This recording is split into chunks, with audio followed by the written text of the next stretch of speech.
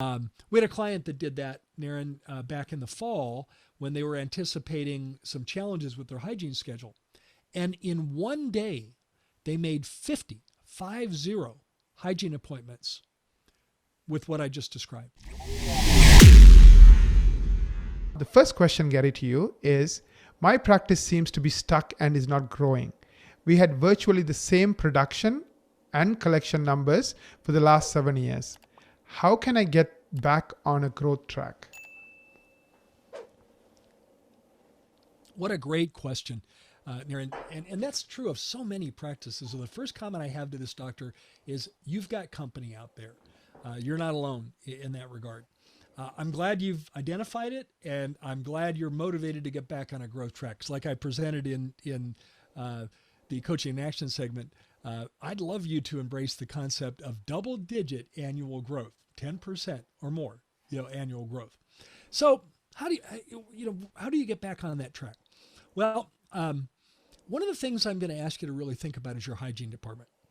Naren, in my Thriving Dentist MBA workshop, one of the 10 elements is a hygiene-driven practice, And in that workshop, we cover that one in detail about what a hygiene-driven practice is. And doctor, I'm going to give you something very specifically to look at in your practice. In an ideal practice, we want hygiene revenue to equal 1/3 of your total practice revenue, 1/3 of your practice revenue. So doctor, when you take a look, I want you to sort of drill down into the data. And I want you to look at, of your total revenue in your practice, what percent comes from hygiene? And we need to clarify terms here for just a minute. Here's how we count hygiene production. We count everything that happens in the room with the exception of the doctor exam for hygiene production. So we count the x-rays, whether an assistant took them or a hygienist took them, we count the x-rays. If the hygienist happens to do some ancillary services like sealants, fluoride treatment, we count those as hygiene production. So do your math now. And if you discover, like I think you might, where I've seen many, many, many times, your hygiene department is 16% of total revenue, then we know where we need to focus. We know we need to focus on your hygiene department. Because if we can take your practice from 16% to 33%, then we can grow your practice, and all kinds of things are going to happen as a byproduct of that. And one of the ways we're going to do that in your practice is we're going to do that by reactivating people that are past due. Your back door is wide open. So that means that, patients are not coming in on the recommended recare schedule, and we need to reactivate those patients. And we can reactivate those patients using technology.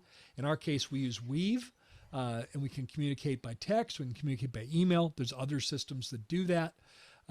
We can even embrace, to reactivate people in hygiene, we can embrace real-time online scheduling. We use Local Med. And now we can send, imagine this, doctor. Imagine you've got 200 patients that are past due for their hygiene appointment, and we send them a text message that says, "We've missed you.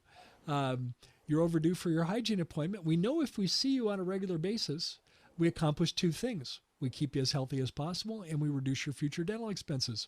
We're contacting you to make your next hygiene appointment. Hey, you can call us like you always have, and we can make that appointment by phone, or you can click this link right here in the text message, and you can actually go to our online scheduler and just pick the appointment that works best for you." We had a client that did that, Naren, back in the fall when they were anticipating some challenges with their hygiene schedule.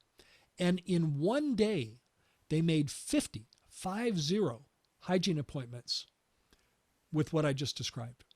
So that's a great way to start.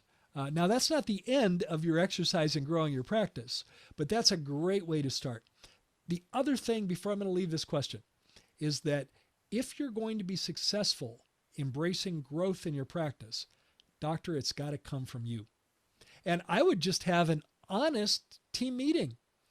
And if it were me, I'd use words like this. I would say, hey, guys, one of the things, I've started to look a little bit more about the business side of the practice.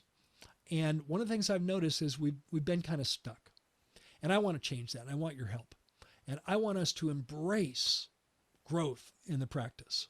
And this is something that's important to me. I know together we'll figure this out. So you've got to be the cheerleader. You've got to be the champion. You've got to be the quarterback in this. If you're the one that's sitting back and saying, I want everyone else to do it and I'm just going to sit here and benefit, that ain't going to happen. It's got to come from you. So to some degree, you've got to look in the mirror on this one, doctor, and take responsibility for the reason your practice hasn't grown and change it. And I'm excited, and I think we've given you some tips that will help you do just that. Hey, thanks so much for watching this video. The full podcast episode link is in the link below. Don't forget to hit the subscribe button if you like our content.